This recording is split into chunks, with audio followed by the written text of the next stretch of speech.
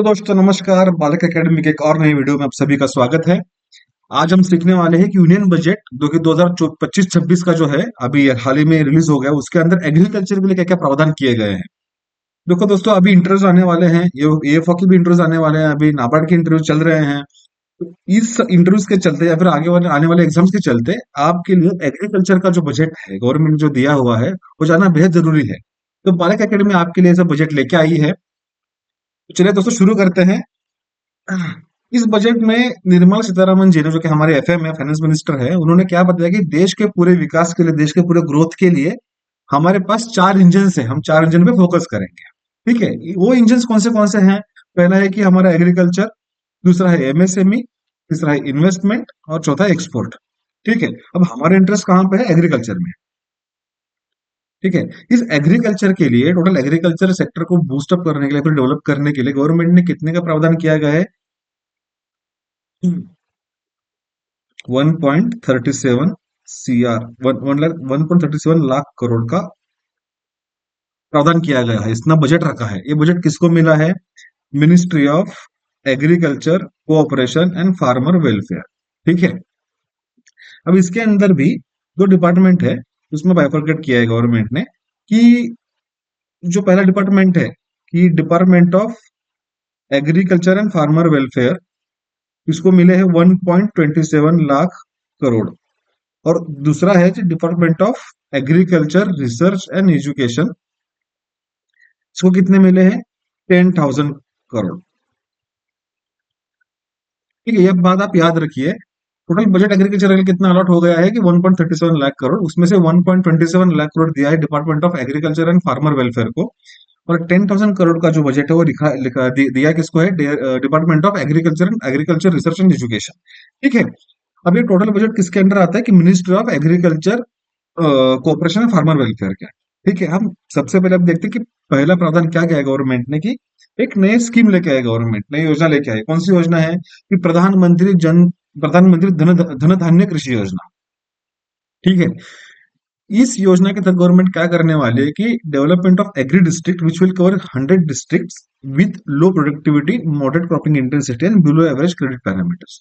ठीक है, अब सबसे पहले गवर्नमेंट पहले फेज में क्या करेगी कि ऐसे 100 जिले चुनेंगी, ऐसे 100 डिस्ट्रिक्ट चुनेंगी, जिसमें जिसमें क्या है कि प्रॉब्लम कौन से है कि लो प्रोडक्टिविटी का प्रॉब्लम है। दूसरा क्या है कि मॉडरेट क्रॉपिंग इंटेंसिटी है, मतलब क्या है कि साल में एक या फिर दो क्रॉप ही लिए जाते हैं। और तीसरा प्रॉब्लम क्या है कि बिलो एवरेज क्रेडिट पैरामीटर्स, मतलब लोन्स की सफिशिएंट मात्रा नहीं है अवेलेबल किसानों के लिए, या फिर उस जगह पे बैंक की अवेलेबिलिटी नहीं है, या फिर किसानों को लोन्स की अवेयरनेस नहीं है। ठीक है, एक ऐसे डिस्ट्रिक्ट इंश्योर करने वाले गवर्नमेंट, उसके अंडर उस 100 डिस्ट्रिक्ट्स पे पायलट बेसिस पे पहले फेज 1 में प्रोजेक्ट रन किया जाएगा। इसके लिए रन किया जाएगा, उसके क्या क्या एम्स है? कि पहला एम तो है कि एग्रीकल्चर प्रोडक्टिविटी एनहांसमेंट, मतलब क्या है कि जो एग्रीकल्चर की प्रोडक्टिविटी है वो पूरा उस जिले में कौन सा क्रॉप अच्छे तरीके से आ सकता है, कौन से क्रॉप के लिए प्रोडक्टिविटी अच्छी बनी सकती है, वो सब रिसर्च करके फाइंड आउट करके उस जिले की, उस 100 जिलों की प्रोडक्टिविटी बढ़ाना। दूसरा क्या है कि क्रॉप डाइवर्सिफिकेशन। कभी कभी कभी क्या होता है कि जमीन है हमारी, उसकी प्रोडक्टिविटी लो हो जाती है। क्यों लो हो जाती है? क्योंकि सालों साल उस जमीन पे हम एक ही क्रॉप ले रहे हैं। एक ही क्रॉप लेने के बाद क्या है कि न्यूट्रिएंट डिप्लेशन भी हो जाता है, और जमीन की जो उपजाऊ क्षमता है या फिर उपज है वो कम हो जाती है, इसलिए क्रॉप डाइवर्सिफिकेशन भी करेंगे उसके अंदर। तीसरा क्या है कि post harvest storage at panchayat and block level. देखो दोस्तों, क्या होता है कि फार्मर तो अच्छा प्रोड्यूस बना ही लेगा, ठीक है, लेकिन हम सब ये जानते हैं कि फार्मर का प्रोड्यूस जो है पेरिशेबल होता है, वो काफी कम समय में खराब हो जाता है।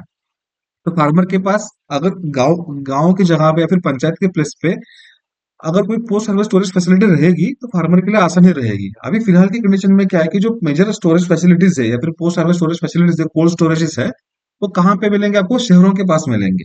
वहां पे जाने के लिए सड़क भी अच्छी होगी या फिर नहीं भी होगी, लेकिन वहां पे अगर जाना है तो फार्मर को ट्रांसपोर्टेशन खर्चा भी खुद को बेयर करना पड़ेगा। पर एक तरीके से उसका लॉस ही है, उसको उसका पैसा एक्स्ट्रा जगह पे जा रहा है, तो लॉस ही हो रहा है उसको। तो गवर्नमेंट क्या करेगी अभी कि फार्मर के पंचायत में, गांव के लेवल पे या फिर तालुका लेवल पे वो सर्विस स्टोरेज बनाएगी, ताकि फार्मर को भी सहजता रहे और गवर्नमेंट भी अगर डिस्ट्रीब्यूट करना उसको पीडीएस के थ्रू तो आसानी से कर सके। गवर्नमेंट का भी खर्चा बच जाएगा और फार्मर का भी खर्चा बच जाएगा। चौथा है कि इम्प्रूव इरिगेशन, इरिगेशन को इम्प्रूव करना है। और पांचवा क्या है कि facilitate availability of short short term और लॉन्ग टर्म क्रेडिट। अभी नए लोन की कुछ स्कीम भी गवर्नमेंट लेके आएगी, ऑलरेडी बहुत स्कीम है, पीएमईजीपी है, एनएलएम है, हॉर्टिकल्चर लोन है, हॉर्टिकल्चर मिशन के अंडर। लेकिन और भी कुछ स्कीम्स है जिसमें गवर्नमेंट और फार्मर के लिए क्रेडिट फैसिलिटीज लेके आएगी। तो दोस्तों हमारे पास जो केसीसी है उसको हम शॉर्ट टर्म बोलते हैं। KCC loan is short term, ये आप याद रखिए, एक इंटरव्यू में पूछे जा सकते हैं। ठीक है। दूसरा क्या पॉइंट रखा गवर्नमेंट ने कि आत्मनिर्भरता इन पल्सेस। देखो दोस्तों की स्पेशल इंफोसिस ऑन अरहर, जिसको हम तूर भी बोलते हैं, मसूर एंड उड़द। तो जो तीन दालें हैं, ये तीन दालों अगले 6 सालों के लिए फार्मर को मोटिवेट किया जाएगा, बूस्टअप किया जाएगा, फार्मर को नए नए सपोर्ट सपोर्ट दिया जाएगा, सब्सिडी दी जाएगी उनके प्रोडक्शन के लिए। और जो भी कुछ प्रोडक्शन होगा आने वाले 6 सालों तक, 6 ईयर्स दोस्तों याद रखिए, ये सभी जो है अरहर, मसूर और उड़द फार्मर से प्रोक्योर किया जाएगा। कैसे प्रोक्योर किया जाएगा और इसको प्रोक्योरमेंट इसका कौन करेगा? तो इसके लिए दो इंस्टीट्यूशन है, एक तो है नाफेड और दूसरा है एनसीसीएफ। मतलब क्या है दोस्तों? नाफेड मतलब क्या कि national agriculture cooperative federation of India, national agriculture cooperative federation of India. और एनसीसीएफ क्या है कि national cooperative consumer federation of India. ठीक है। अब ये जो दोनों इंस्टीट्यूशंस है वो इन तीन दालों को प्रोक्योर करेंगे आने वाले 6 सालों तक। ठीक है, याद हो गया आपको? चलो आगे चलते हैं। आगे क्या लिखा है कि comprehensive programme for vegetable and fruits. इसके अंदर क्या मिशन है गवर्नमेंट का, क्या एम है कि to encourage the formation of more FPOs and cooperatives.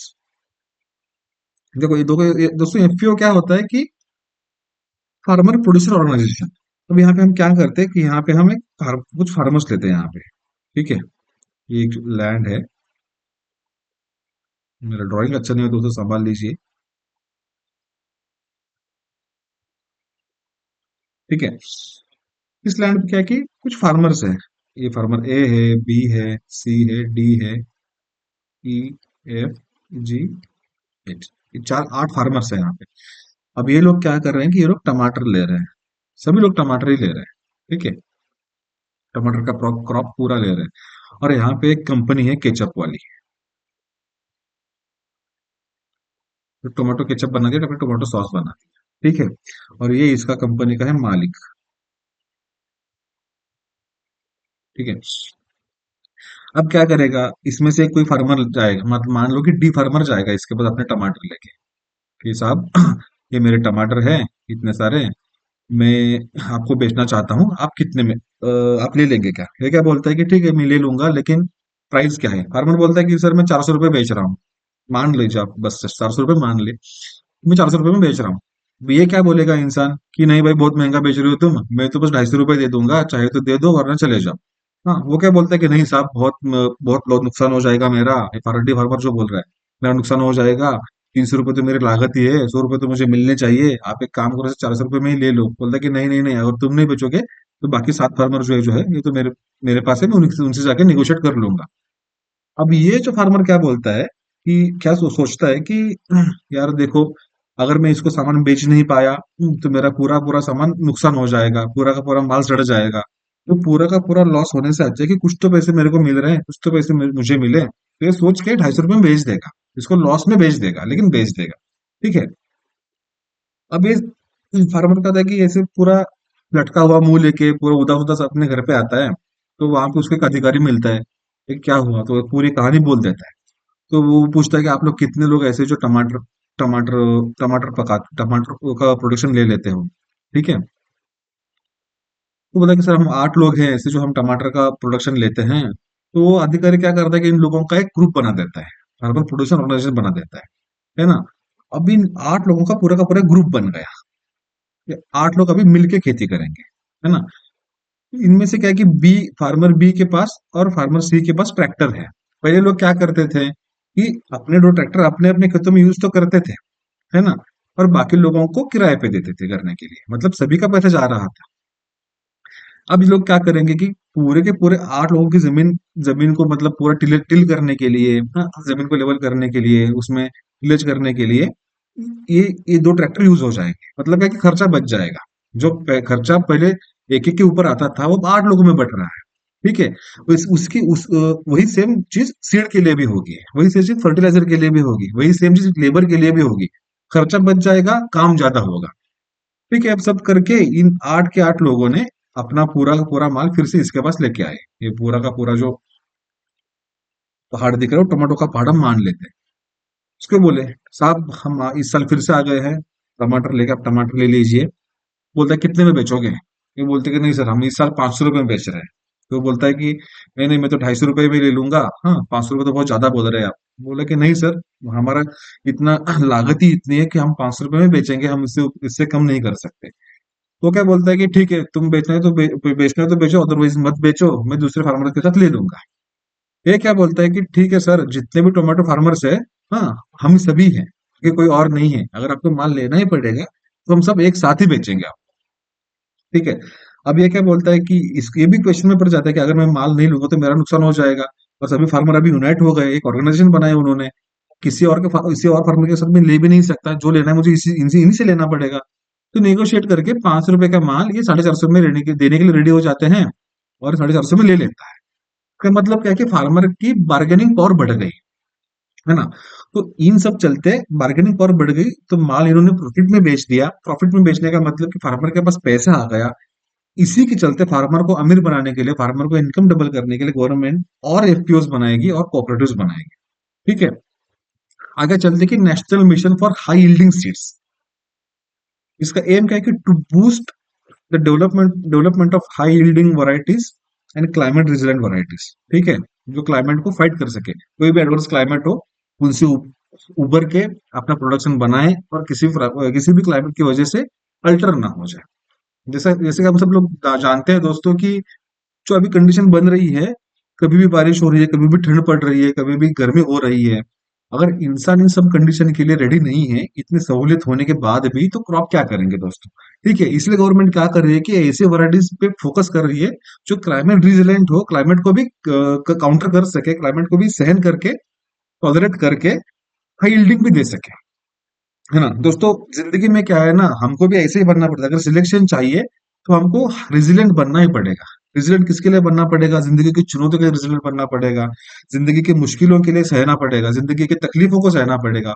और इन सब तकलीफों के बाद हम जब अपना यील्ड दे देंगे, यील्ड मतलब क्या, हमारे प्रयास दे देंगे, हमारा अटेम्प्ट दे देंगे, तो यश हमें निश्चित ही मिलेगा, हमें कामयाबी निश्चित ही मिलेगी। तो दोस्तों, हमें भी इन सीड्स की तरह ही, हम भी एक सीड्स ही है दोस्तों, हम भी दफनाए दिए जाएंगे, जमीन के अंदर दफना दिए जाएंगे। जमीन किसकी होगी?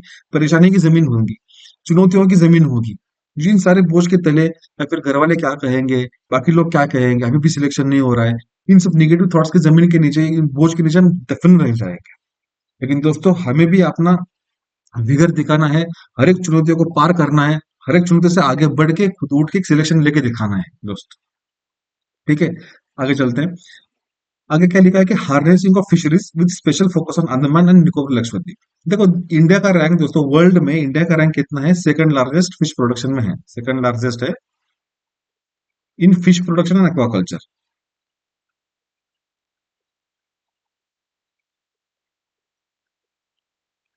फिश प्रोडक्शन एंड एक्वाकल्चर में इंडिया का विश्व में दूसरा दर्जा है, दूसरा रैंक है। ठीक है, लेकिन वो जो रैंक आया है, कहाँ से आया है? जो हमारा मेन लैंड है, अभी मेन लैंड मतलब क्या है, मान लीजिए इंडिया का ये मैप है,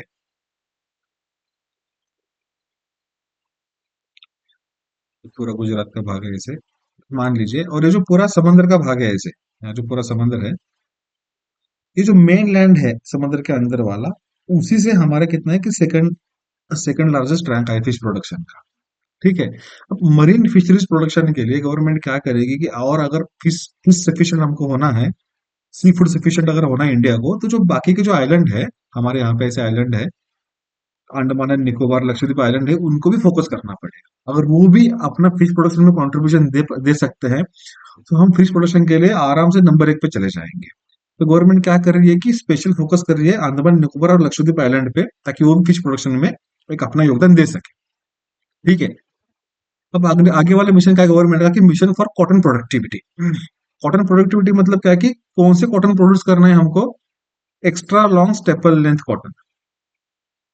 ठीक है, extra long length staple cotton. अभी देखो, जीएम कॉटन भी विकसित हो गया है, बहुत कुछ कॉटन की वैरायटीज भी आ गई है, लेकिन एक्स्ट्रा लॉन्ग स्टेपल कॉटन जो है वो हमको डेवलप करना है। इसीलिए गवर्नमेंट ने क्या क्या इस बजट में कॉटन के लिए, कॉटन प्रोडक्टिविटी मिशन लेके आए, जो कि एम क्या करता है कि एक्स्ट्रा लॉन्ग स्टेपल कॉटन को प्रमोट करना और उसके वैरायटीज डेवलप करना। ठीक है, आगे चलते हैं दोस्तों। अब आए किसान क्रेडिट कार्ड का। देखो पहले गवर्नमेंट ने क्या किया था कि जो पहले किसान क्रेडिट कार्ड आया था तब उसकी लिमिट कितनी थी लोन की, 1.6 लाख। ठीक है। अब बाद में आगे चल के कोलेटरल फ्री के कितनी कर दी लिमिट गवर्नमेंट ने, 3 लाख तक कर दी इंटरेस्ट सब्वेंशन के लिए, 3 लाख लिमिट कर दी। अब ये 3 लाख की लिमिट फिर से गवर्नमेंट ने कितनी कर दी है, 5 लाख तक। इसको एग्जाम्पल से समझेंगे दोस्तों कि क्यों कर दी है लिमिट। तो देखो जैसे जैसे टाइम बीतता जाता है, वक्त बीतता जाता है, सालों साल बीतते जाते हैं, तो महंगाई भी तो बढ़ती है। मान लो 2020 में एक किसान 1.6 लाख का लोन लेके जितने सीड्स खरीद कर पाता होगा या फिर अपने फर्टिलाइजर खरीदता होगा, हाँ, 2025 में 2024 में उसकी प्राइस तो बढ़ ही गई होगी ना दोस्तों। तो जितना सामान 2020 में एक 1.6 लाख में आता होगा अब तो उतना आता नहीं होगा, प्राइस तो बढ़ गई होगी। तो गवर्नमेंट ने क्या क्या कि अगर लोन भी नहीं किसान को बढ़ा के दे दिया तो किसान तो लॉस में चला जाएगा, उतना वो प्रोडक्टिविटी नहीं ला पाएगा, उतना प्रोडक्शन नहीं कर पाएगा। ठीक है ना। तो उसके लिए गवर्नमेंट ने क्या किया कि 1.6 से पहले बढ़ाया 3 लाख तक। अब जो फिलहाल की लिमिट कितने, करंट लिमिट 3 लाख है। अब 3 लाख भी सस्ते पड़ रहे हैं, मतलब महंगाई इतनी बढ़ गई है तो गवर्नमेंट ने क्या किया कि फार्मर की लिमिट कितनी कर दी, 5 लाख। है ना। ये 5 लाख तो दोस्तों सर ऐसा था क्या कि किसान क्रेडिट कार्ड में फार्मर को बस 3 लाख तक के लोन मिलता था क्या, उसके उसके ज्यादा नहीं मिलता था क्या? तो ऐसा नहीं है दोस्तों। जो 3 लाख लिमिट है ना वो इंटरेस्ट सबवेंशन की लिमिट है, और ये इंटरेस्ट सबवेंशन की लिमिट बढ़ा के 5 लाख तक कर दी गई है। पहले क्या होता था, देखो किसान को अगर मान लो कि किसान को 4 लाख के लोन की आवश्यकता है तो वो क्या करेगा कि कोलेटरल रख के, बैंक के पास कोलेटरल रख के अपना कोई जमीन या फिर कोई भी एक चीज गिरवी रख के 4 लाख का लोन किसी के अंडर ले लेगा। लेकिन क्या होगा कि गवर्नमेंट क्या बोलती थी कि हम 3 लाख तक की इंटरेस्ट सबवेंशन दे देंगे। इंटरेस्ट सबवेंशन मतलब क्या कि 2% का सबवेंशन उसके ऊपर मिलेगा। उसके ऊपर अगर प्रॉम्प्ट रिपेमेंट करता है, 1 साल के अंदर वो लोन रिपेमेंट करता है तो उसको और 3% का सबवेंशन हम दे देंगे। तो फार्मर को कितना मिलेगा, इंटरेस्ट 4% का इंटरेस्ट ही पेमेंट करना पड़ेगा। हाँ, लेकिन अब इस फार्मर ने क्या किया है कि 4 लाख का लोन ले लिया है, तो उसको तो इंटरेस्ट सबवेंशन नहीं मिलेगा, उसको तो पूरा का पूरा इंटरेस्ट जितना उतना पेमेंट करना ही पड़ेगा, 9%। है ना। तो अभी गवर्नमेंट ने अभी क्या किया है कि ठीक है हम 3 लाख से बढ़ा के लिमिट 5 लाख तक कर देते हैं, और 5 लाख तक के लोन को गवर्नमेंट किसानों को इंटरेस्ट सबवेंशन दे देगी।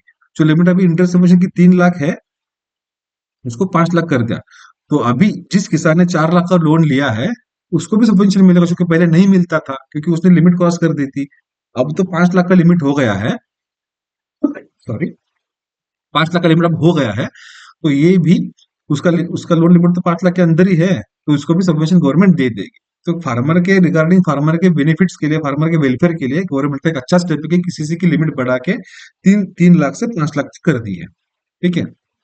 बाकी चलते हैं हम कि आत्मनिर्भरता इन यूरिया प्रोडक्शन। ठीक है।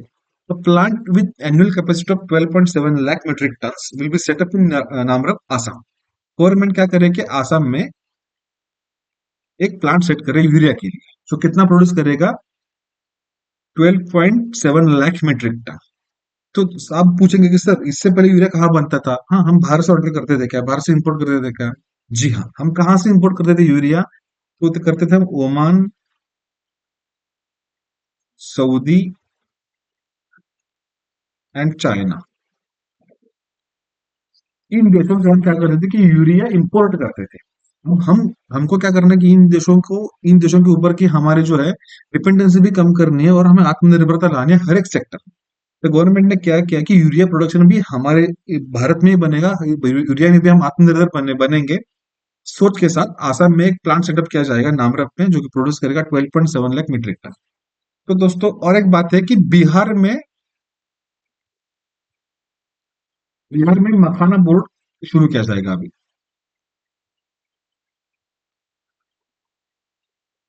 मखाना बोर्ड की एस्टेब्लिशमेंट होगी बिहार में, जो कि मखाना पे रिसर्च करेगा, जो कि मखाना फार्मर से उनके लिए बेनिफिशियल रहेगा। ठीक है दोस्तों, अगर वीडियो पसंद है तो अच्छा लगा तो लाइक करो, सब्सक्राइब करो, और आगे चल के आपको वीडियो में और क्या क्या चाहिए, किस चीजों के ऊपर वीडियो चाहिए वो हमको कमेंट में बता दो, हम आपके लिए वो वीडियो लेके आएंगे। ठीक है, धन्यवाद।